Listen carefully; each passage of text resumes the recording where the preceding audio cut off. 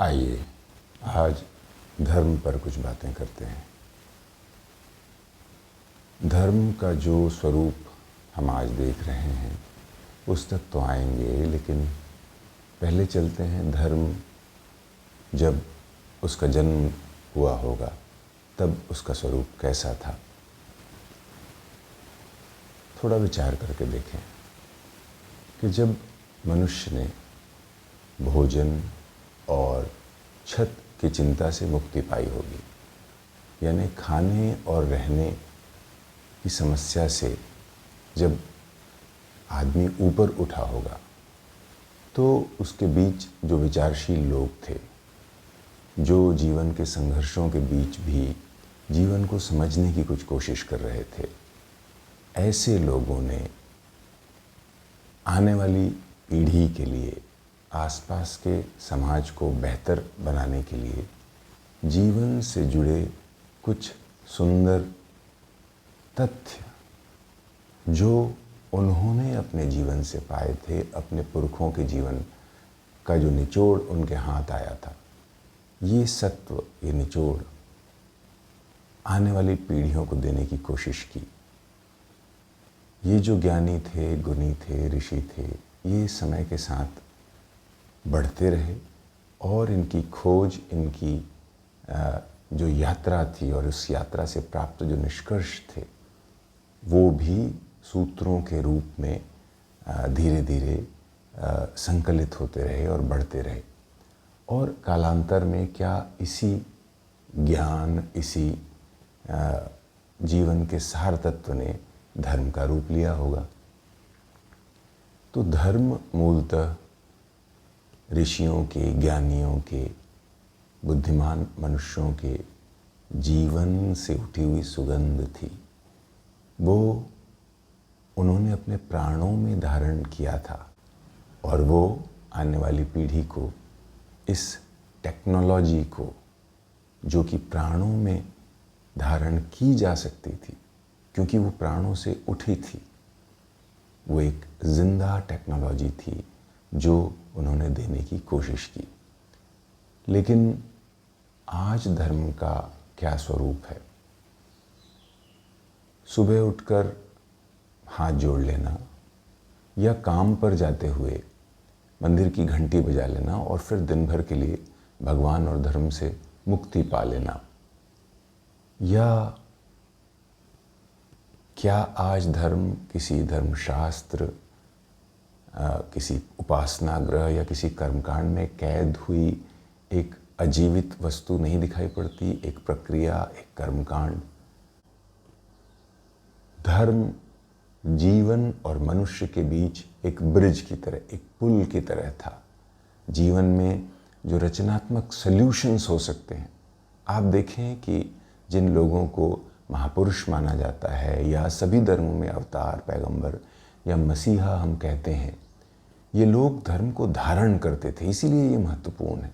धर्म किसी विशेष परिस्थिति में उनको याद नहीं करना पड़ता था कि अभी क्या करना है धर्म के मुताबिक। धर्म उनके जीवन से उठता था, उनकी श्वास श्वास में होता था, रक्त की तरह उनके शरीर में प्रवाहित होता था। और यही प्रक्रिया संभवतः धीरे धीरे लुप्त हो गई, हम उसे भूल गए।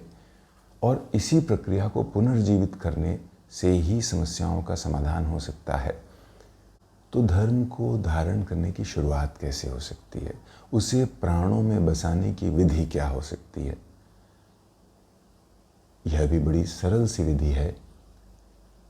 धर्म का वो अंश जो आपको अपने अनुकूल लगता है, जिससे आपको एक तरह का प्रेम हो गया हो, उस हिस्से को, उस बात को, उस अंश को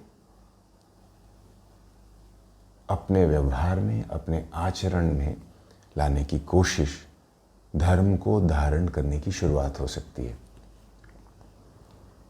अब इस बात से मत परेशान होइएगा कि धर्म तो बहुत बड़ा है और एक अंश को धारण करने से, एक अंश को अपनाने से क्या होगा। दरअसल धर्म उस चित्र की तरह नहीं है जिसके टुकड़े अगर कर दिए जाएं तो हर टुकड़े में अलग अंश होता है और बिना उस चित्र को जोड़े हम उस चित्र की सार्थकता नहीं महसूस कर सकते। दुर्भाग्य से धर्म को इसी तरह लिया जाता रहा है। लेकिन धर्म दरअसल होलोग्राम की तरह है। होलोग्राम में एक विशिष्ट बात होती है।